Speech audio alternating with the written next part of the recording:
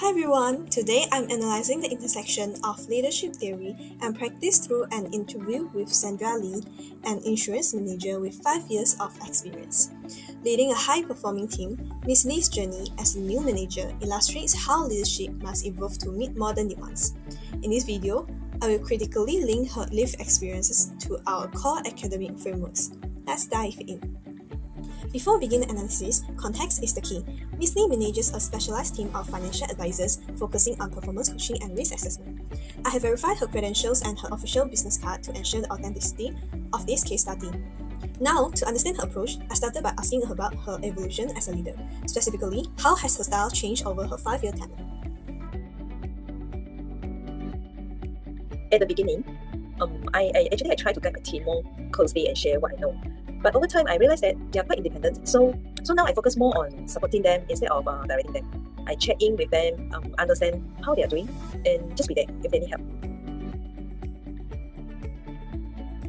Mainly because I observed that my team members are quite self-driven. Also, through company training and meetings, I learned that leadership is not just about telling people what to do, but more about understanding and supporting them. As we heard, the manager described a transition from a directive to a laissez-faire style. But why does this work? According to the Hussey-Blanchard situation leadership model, leadership effectiveness depends on follower readiness. This means that because her team is highly competent and self-driven, a delegating style is functionally superior to micromanagement. By applying the Tannenbaum-Smith continuum, we see she has moved the area of freedom toward the subordinates. The impact of this is a reduction in role ambiguity. When employees are trusted with autonomy, they develop high intrinsic motivation and trust, which she identified as a key behavioral outcome in her team. Having analyzed Ms. Lee's shift toward a supportive leadership style, a natural question arises. What shaped this philosophy? To find out, I explore the shadow behind her practice, specifically the role model who influenced her and the decision-making logic she uses to navigate the complexities of the insurance industry. Let's look after. Well, I look up to my senior leaders in the company, and they are very patient, always supportive, and always willing to guide others. And also, they lead by example, which I think is very important in my field. Yeah. When making decisions, I think I use both logic and institution. I will look at the situation and facts, but I also trust my experience and understanding of the achievement. I think my role models do the same as well. Her admiration for senior leaders who lead by example is a perfect illustration of social learning theory. This theory suggests that managers develop their own style by modeling the behaviors of influential figures. Specifically, the manager pointed to senior leaders who prioritize patience and guidance over rigid control. This exemplifies a servant leadership style which focuses on the growth and well-being of people and the communities to which they belong. This is significant because it builds her referent power. Unlike legitimate power, which relies on a formal title, referent power stems from the team's desire to identify with her values.